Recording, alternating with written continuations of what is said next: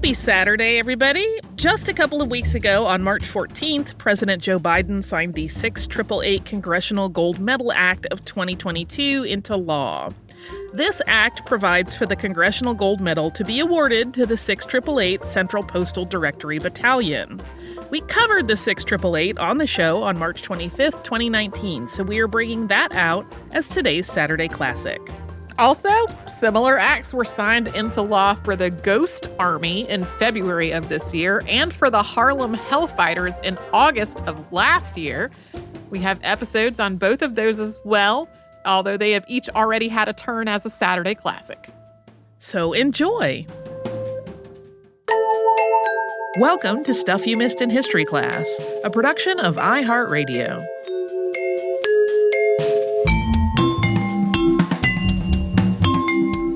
Hello and welcome to the podcast. I'm Tracy V. Wilson. And I'm Holly Fry.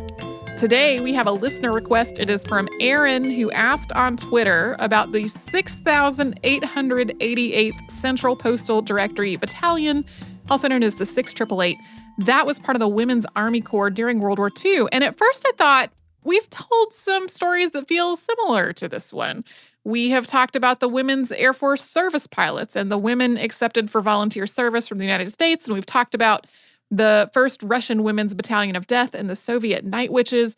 And these have had some really common themes. They've been really focused on the 20th century during wartime and needing to recruit some women so that more men could go into combat, and militaries really reluctantly or begrudgingly allowing these women as new recruits.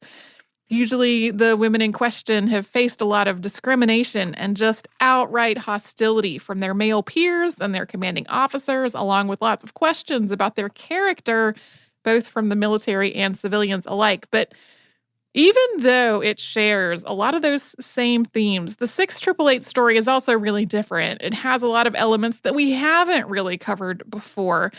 Although there were Black American nurses in Europe as well during World War II, the 6888 was the only battalion of Black women from the U.S. to serve in Europe during the war. And their work really illustrates how huge parts of wartime military service aren't directly connected to combat at all. In this case, it was making sure American personnel in Europe could get their mail. So today we're really going to focus on the parts of the story that we haven't talked as much about before. We're going to talk about why the U.S. Army needed an entire battalion to deal with a mail backlog, and we're going to talk about how the 6888 did it.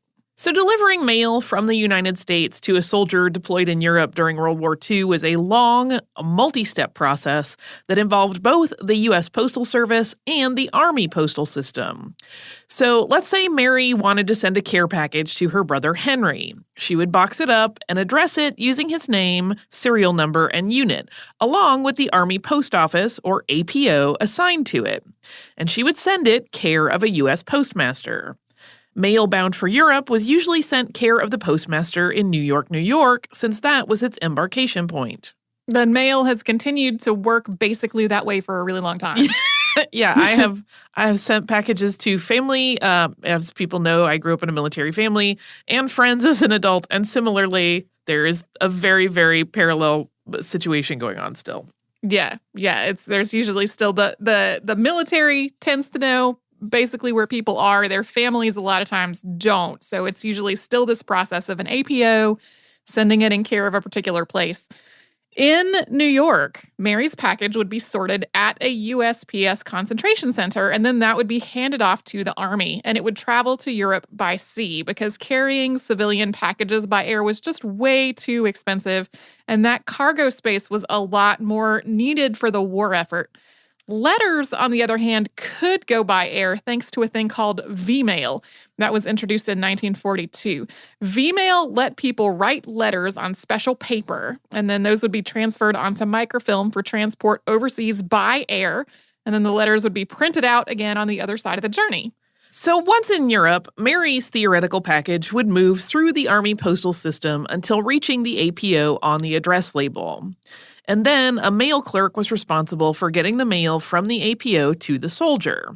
The APO was usually at the unit's headquarters. So if Henry was on duty somewhere miles away from headquarters, Mary's package should still get to him. And within the Army's postal system, each person had an address card that was kept on file at the directory service. So if a person moved, they were responsible for filling out and submitting a change of address.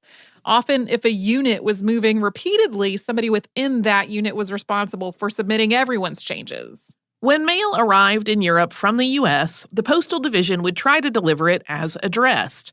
But if the address was wrong for whatever reason, the parcel went to the directory service.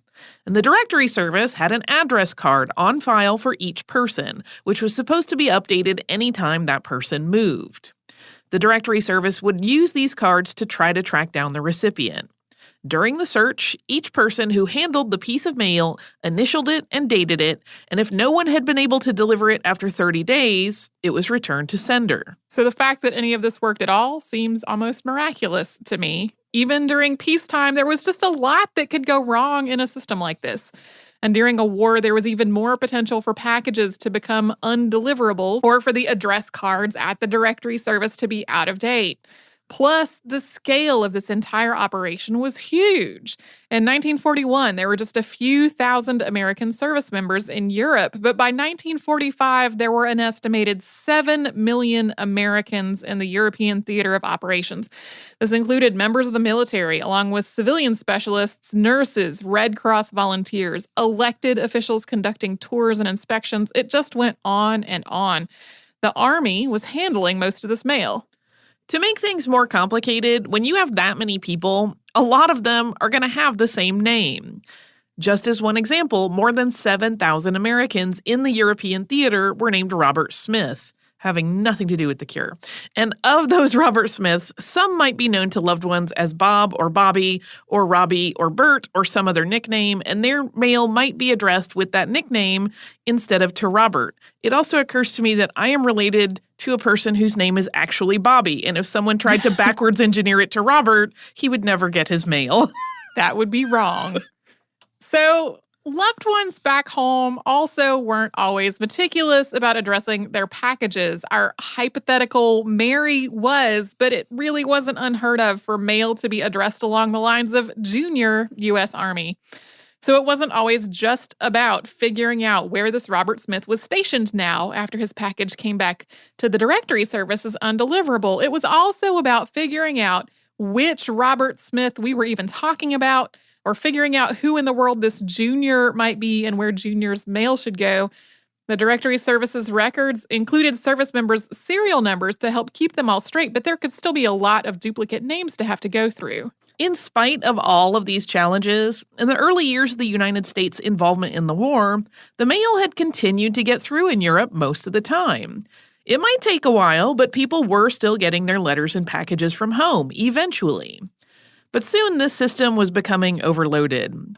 To try to reduce the volume of mail, the Postmaster General ordered in 1943 that packages could only be sent to APOs in response to a soldier's specific request. Yeah, it's not clear how much this was really enforced or even enforceable. Sometimes people would send their package like with the letter they had gotten saying, please send me some new underwear in there as sort of insurance that this really was requested. Regardless, though, I mean, that it didn't do enough to cut down on the volume of mail that needed to be handled. And then, in preparation for the D-Day invasion of June 6th, 1944, the number of U.S. troops in Europe started growing dramatically. And these troops and their mail were just moving around a lot more in a region that was increasingly chaotic and dangerous. By late 1944, the situation was critical. The Battle of the Bulge started on December 16th of that year and lasted for more than a month. And just during that battle, 6 airplane hangars full of mail were returned from the European continent to England as undeliverable. These packages weren't sent all the way back to North America. They just waited in a warehouse. And because of the timing, a lot of those returned packages were Christmas presents. All those packages became part of a huge backlog of undelivered mail just sitting in warehouses in England. Eventually, there were packages in this backlog that had been lingering for more than 2 years. On top of the overall shortage in labor for mail delivery, the military had been putting a lot more focus on moving things like food and war materiel, which did seem more critical than personal mail. But as this backlog of undelivered mail grew and grew, it became clear that personal mail was also critical. Naturally, people wanted to hear from their loved ones. People eagerly or anxiously awaited news about the births of children or a loved one's surgery or all kinds of other events in the lives of the people that they missed back home. On top of that, most of the troops serving in Europe had been drafted, and many of them were as young as 18 or 19 years old. Some of them had never left their home state or been separated from their families for such a length of time. So a lot of them had even more reason to be homesick and just in need of contact with people from home. In other words, these people genuinely needed their mail. When the mail slowed down or stopped, the troops' morale suffered, and that drop had the potential to reduce their overall effectiveness. In late 1944, the U.S. Army decided to handle this backlog of mail by creating a special battalion devoted specifically to addressing it, and we will get to them after a sponsor break.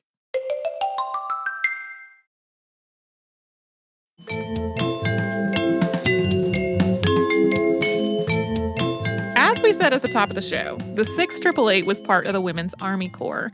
And the Women's Army Corps was initially created in 1942 as the Women's Army Auxiliary Corps. It was established, quote, for the purpose of making available to the national defense the knowledge, skill, and special training of women of the nation.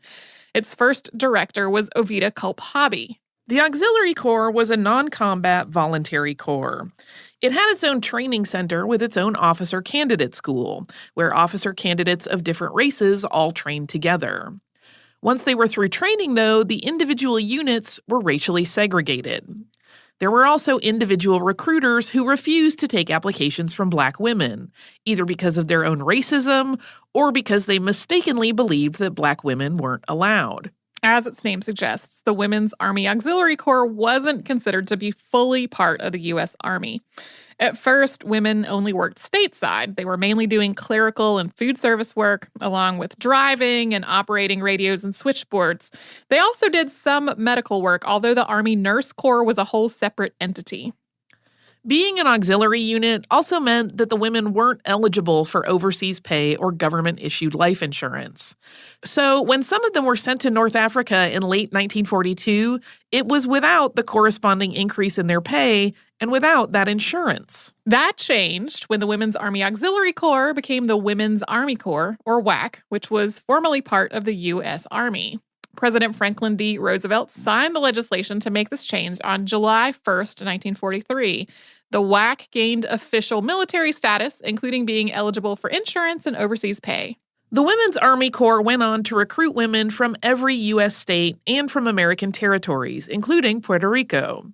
Later on, several Nisei women joined the WAC as well, and you can learn more about the complicated history of Nisei service in the U.S. Armed Forces during World War II in our episodes on Executive Order 9066, and in the ones specifically on Nisei in World War II. Starting with that first deployment to North Africa in 1942, the women sent overseas through the Auxiliary Corps or the WACs had all been white. But the War Department had also briefly issued a request to send Black women overseas in 1942 as well. However, that request was really contentious because part of it was that these women would, quote, provide companionship for thousands of Negro troops. The Auxiliary Corps' leadership was appalled and angry at this suggestion, which was, on its own, offensive. On top of that, they'd had to continually push back against perceptions that there was something morally questionable about these women and their service. Suggesting that the military wanted to send Black women overseas as companions just reinforced those perceptions. Ovida Culp-Hobby refused to allow it, and the War Department walked back its request and stated that Black women would be sent overseas only if their presence was deemed a necessity. That led to an ongoing campaign by civil rights activists, Black journalists, and advocates like Mary McLeod Bethune, who argued that the Black women should have the same opportunity as the white women to serve in the roles that they had been trained for.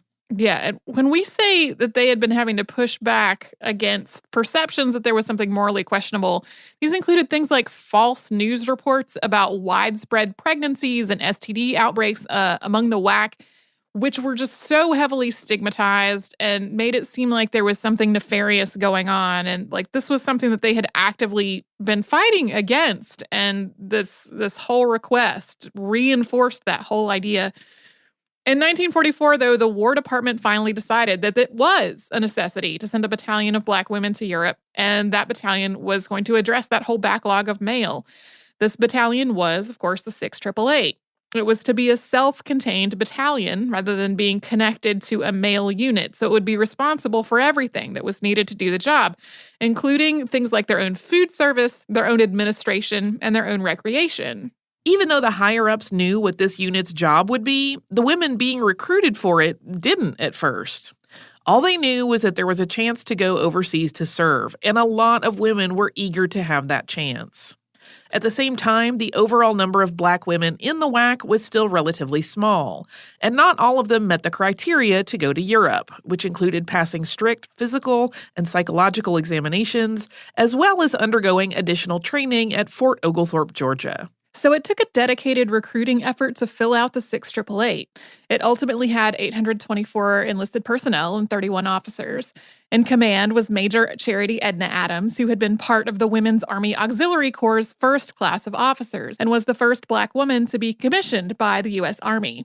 Adams was a huge part of the 6888, and she's a good example of the kinds of skills and education that were needed for Black women to be considered as WAC officers. Adams was from Columbia, South Carolina. She'd been valedictorian of her high school class and had gone on to graduate from Wilberforce University with majors in mathematics, physics, and Latin, along with a history minor and teacher certification. She had gone back home to Columbia after graduation to work as a teacher, and during the summer, she took graduate courses at Ohio State University. Adams joined the Women's Army Auxiliary Corps in 1942 after the Dean of Women at Wilberforce recommended her, and she got a letter that invited her to join. When she was chosen to command the 6888, she already had years of experience as an officer, working at the WAC Training Center in Fort Des Moines, Iowa. She joined the rest of the battalion for training at Fort Oglethorpe, which included classroom training, drilling, obstacle courses, evacuation drills, gas mask drills, and the like. But even as they were training, they still didn't know what they were being sent to Europe to do. Adams and her executive officer finally learned what their role would be after going to England ahead of the rest of the battalion in early 1945. The two of them flew over the Atlantic, and the first group of enlisted women and officers followed by sea aboard the Île-de-France. The Île-de-France departed from New York on February 3rd, 1945, en route to Glasgow, Scotland, evading German U-boats along the way. And then from there, the women traveled by train to Birmingham, England, where they arrived on February 14th. The day after their arrival, they held a parade for Lieutenant General John C.H. Lee, who was the deputy commander of the European Theater of Operations. The rest of the 6888 arrived about 50 days after this first group did. In Birmingham, the 6888's enlisted personnel were housed at King Edward School, and officers were in a couple of houses. They managed their own mess hall and recreational facilities and their own beauty salon. But setting up a beauty shop was something of a challenge, especially when it came to getting gas and electrical connections in proximity to the salon chairs that Adams requisitioned. In her memoir, Adams wrote, quote, "It is perhaps wiser not to detail the extent of our ingenuity." That beauty salon might seem like a luxury, but it was really a necessity. And not just because the women had to meet military grooming standards. It was also to keep up their own morale, because as it turned out, working through this backlog of mail, it was a really difficult job. And we will get to why after a sponsor break.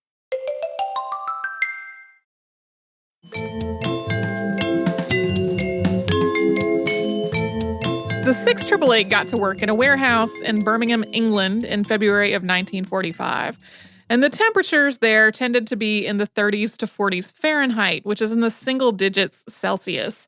The warehouses they were working in were not well heated, so the women went to work every day in as many layers as they could manage, but they were still cold. This sounds utterly miserable to me. Yeah. The warehouse also was not well lit. Under normal conditions, its lighting would have been supplemented during the day by natural light from the windows. But those had to be covered over because of air raids. Plus, the 6888 worked 3 8-hour shifts a day, 7 days a week. So some of the women were in the warehouse sorting mail in the middle of the night when there is no daylight to help anyway. We mentioned earlier that the backlogged mail included a lot of Christmas parcels and some items that had been lingering in the mail system for years. Some of these packages contained perishable foods which had spoiled, and even when what was inside was not spoiled, mice and rats and other vermin had really infested a lot of these packages as well. And even in the best circumstances, overseas shipping can be hard on packages. The 6888 was often piecing together packages that had physically disintegrated after getting wet or otherwise being damaged, or just simply being sent from North America and then around Europe without a sturdy enough container.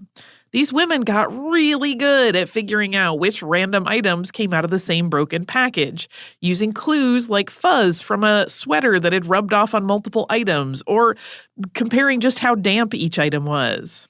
They would reconstruct these packages as well as they could before figuring out where the recipients were and then sending them on. This backlog was expected to take the 6888 6 months to deal with, but they cleared about 65,000 pieces of mail per shift, and they finished what they were doing in half the expected time. This included resolving all of those discrepancies that we talked about at the top of the show and getting the mail to the right people, as well as the much sadder task of returning packages to the sender when the person who was supposed to receive them had been killed. Beyond just the task of sorting the mail, life in Birmingham had some challenges for the 6888. Locals probably would have been curious about any U.S. Army activity at the warehouse, but when it came to the sudden presence of more than 800 black women, first, there was a lot of gawking. The 6888 was also the largest unit in the area, so when there was some kind of function that required an Army officer's presence, Major Adams was usually the one to go.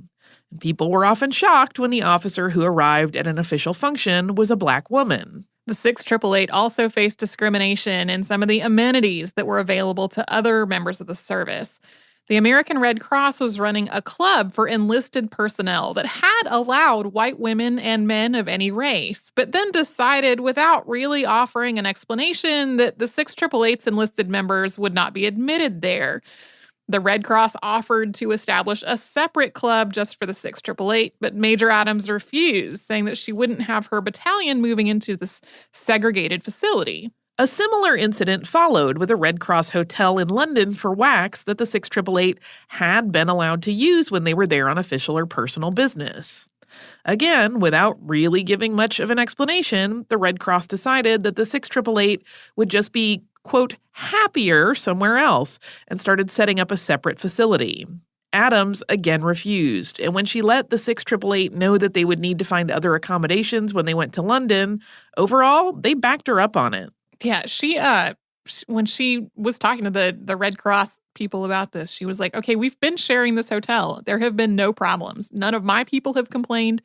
It seems like maybe some other people have complained, and if they have, they are maybe the people that should go to some separate facility. Anyway, none of it was a good situation. There were also some disagreements with higher-ups. Even though the 6888 was well ahead of schedule and they finished processing this big backlog in half the expected time, they were still criticized for being inefficient, something that was probably more about racial bias than their actual performance. There's definitely not another explanation that's readily there for that. No, you performed high above, exceeding all expectations. So lazy. I know. I can't imagine another reason for it. Major Adams in particular also had a run-in with a general who came for an inspection. According to her memoir, Adams had been ordered to maintain business as usual during that inspection. But when the general inspected her troops, he reprimanded her for not having all of them present. When she explained that some were sleeping and others were working and that she was following orders by keeping them on their set schedule, he said that he would bring a white first lieutenant to take command. Major Adams's response in the heat of the moment was, Over my dead body, sir. This was, of course, not an acceptable thing for any officer to say to their superior. And so after the general left, Adams and some of her officers had to put their heads together to figure out how she might be able to defend herself in what seemed like an inevitable court-martial. The strategy they decided on was to lean on some memos that had advised officers that were affiliated with the U.S. military not to use language that emphasized racial segregation out of the risk of alienating their allies in Europe. Adams was prepared to make the argument that what the general said had done exactly that. But then the charges against her were dropped on the grounds that it would be too expensive to replace her because she was the WAC's highest-ranking Black officer. I just want to point out she said sir at the end. So by my estimation, that was very polite. And in some retellings of this, she said sir at both ends. See? So. Super polite. Better than I would have done. Once the Birmingham backlog was clear, the 6888 was moved to Rouen, France, in the Normandy region on June 9th, 1945, to do the same job there. Of course, that was a month after VE Day, so a lot of U.S. troops were headed back home. A lot of supplies were as well. The 6888's beds could not be found, and they had to cobble together bunk setups with boards and canvas cots. The 6888 had a lot more visitors in Rouen than they'd had back in England. A lot of troops headed back home were being routed through the area, so the 6888 had a steady stream of male relatives and boyfriends and fiancés passing through, plus some servicemen who didn't know anybody there but wanted to socialize. This ultimately led to several weddings, either between sweethearts from back home who were reunited after the war here, or relationships that developed while both parties were in Europe. There were some downsides to all of these reunions, though. So many male visitors were coming through that Adams finally banned men from the facility every Monday, so the women of the 6888 had time to do things like launder and air dry their delicates in relative privacy. Occasionally, things got out of hand with some of the men, and the 6888 asked for its MPs to be issued firearms. When that request was refused, they just studied jiu-jitsu instead.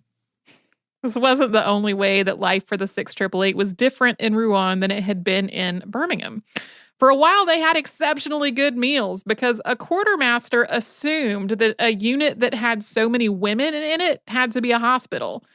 So they were being sent hospital rations, which were much nicer. Once that error was discovered and they went back to their regular rations, they started bartering damaged goods that came through, like cigarettes and soap, with the locals to increase their access to fresher foods. They also increasingly worked with civilians and sometimes prisoners of war as members of the 6888 became eligible to go home. They had more opportunities for recreation in Rouen as well, including participating in sports and athletic tournaments. They still didn't have equal access because of their race, though. Several members of the 6888 were selected for an Army All-Star team, but their invitations were rescinded when the organizers realized they were Black. The battalion's basketball team was also denied boarding a train for a basketball tournament, at which point Lieutenant General Lee had the train held until his personal first-class car could be connected for them to use. And they held another parade in Rouen. This one honored Joan of Arc and passed through the square where she had been burned at the stake. It was in Rouen that the 6888 had its biggest tragedy. 3 women were in a Jeep accident on July 8, 1945. Private Mary J. Barlow and Private Mary H. Bankston were killed, and Sergeant Dolores M. Brown died 5 days later as a result of her injuries. Major Adams notified their families, and women of the 6888 who had mortuary experience prepared their bodies for burial. They held 2 services, since 2 of the women had been Protestant and the other was Catholic. All 3 were buried at Normandy American Cemetery. In Rouen, once again, the 6888 dealt with another projected 6-month mail backlog in half the estimated time. And then after that, the remaining women were sent to Paris to deal with one last backlog. They arrived there in October of 1945. This time, they were housed in hotels where they had housekeeping and meal service. By this point, about 300 members of the 6888 had gone home, and 200 more were eligible to. So even though there were far fewer Americans in Europe, for the people who were still there, their workloads were actually higher. Another issue in these last months of their assignment was theft of the mail that they were trying to sort. Many of the people living in the area where they were working had faced all kinds of shortages during the war, and they still didn't have basic necessities. So the remaining members of the 688 had to add tracking down pilfered packages to their duties. In February of 1946, with the war over and the backlogs handled, the 6888 was disbanded, and any members who were still in Europe were sent home.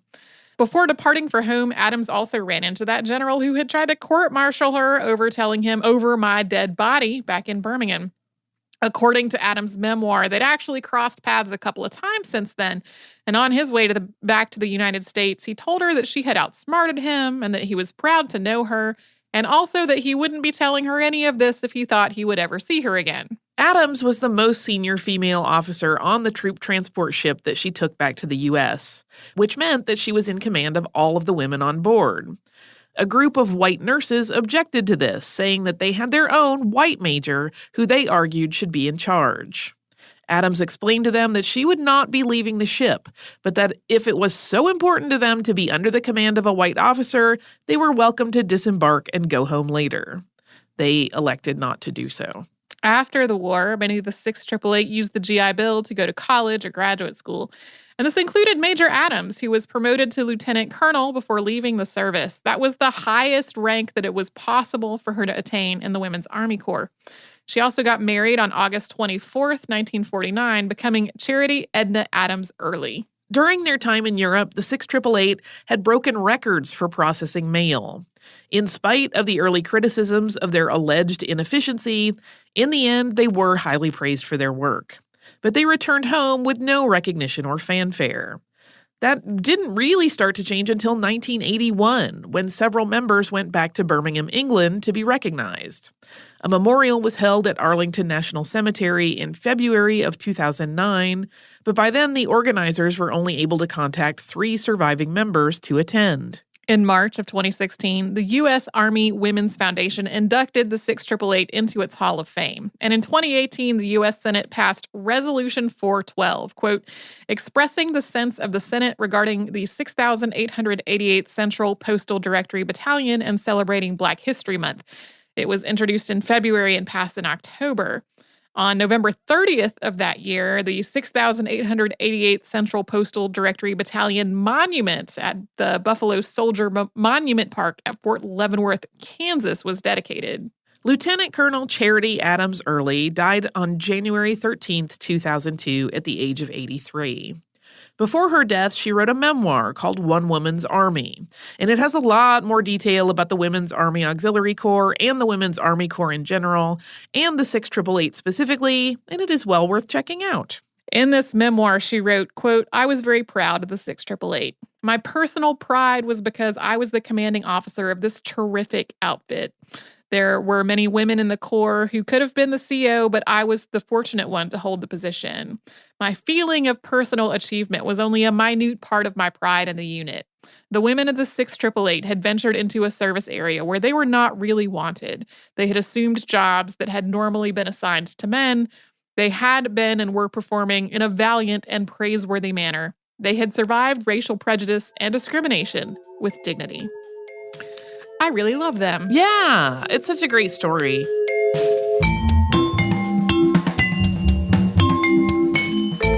Thanks so much for joining us on this Saturday. Since this episode is out of the archive, if you heard an email address or a Facebook URL or something similar over the course of the show, that could be obsolete now. Our current email address is historypodcast@iHeartRadio.com. Our old How Stuff Works email address no longer works. You can find us all over social media at Missed in History. And you can subscribe to our show on Apple Podcasts, Google Podcasts, the iHeartRadio app, and wherever else you listen to podcasts. Stuff You Missed in History Class is a production of iHeartRadio. For more podcasts from iHeartRadio, visit the iHeartRadio app, Apple Podcasts, or wherever you listen to your favorite shows.